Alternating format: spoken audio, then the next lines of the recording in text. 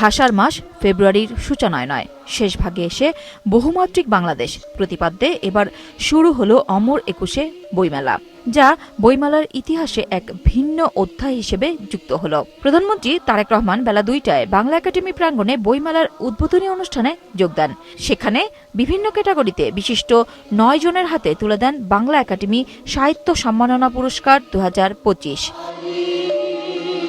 উদ্বোধনী বক্তব্যে প্রধানমন্ত্রী বলেন, অমর একুশে বইমেলা শুধু উৎসবই হবে না, আমাদেরকে আরও বইপ্রেমী করে তুলবে, নিয়মিত বই পড়ায় আগ্রহী করে তুলবে, এটি প্রত্যাশা।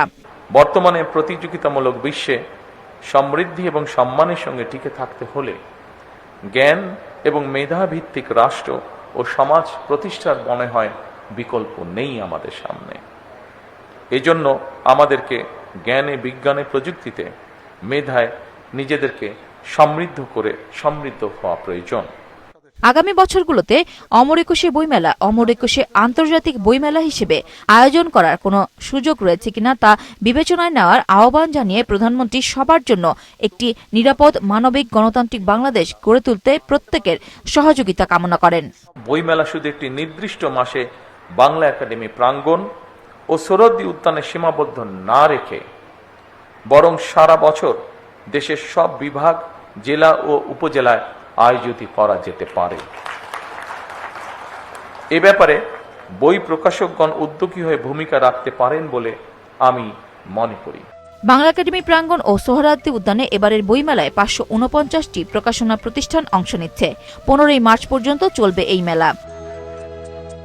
এর আগে সকালে রাজধানীর ওসমানী স্মৃতি মিলনায়তনে 21শে পদক প্রদান অনুষ্ঠানে যোগ দেন প্রধানমন্ত্রী। দেশের বিভিন্ন ক্ষেত্রে অসামান্য অবদানের স্বীকৃতি স্বরূপ 9 ব্যক্তি ও 1 প্রতিষ্ঠানের হাতে সম্মাননা পদক, সম্মাননাপত্র ও নির্ধারিত অর্থ তুলে দেন তিনি। 21শে পদকে ভূষিতদের অভিনন্দন জানিয়ে তারেক রহমান বলেন, শিক্ষা, গবেষণা ও শিল্প সাহিত্য চর্চাকে রাজনীতিকরণ করা ঠিক নয়। আমি বিশ্বাস করি শিক্ষা, গবেষণা এবং শিল্প সাহিত্য চর্চাকে রাজনীতিকরণ করা কখনোই সভ্য সমাজের পরিচায়ক নয়।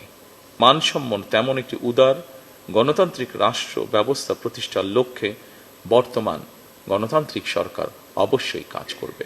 শিল্প সাহিত্য চর্চাকে আরও বেগবান করতে রাষ্ট্র ও সরকার তার দায়িত্ব অবশ্যই পালন করবে বলেও জানান প্রধানমন্ত্রী। নূর নাহার বিলি, মাছরাঙা সংবাদ, ঢাকা।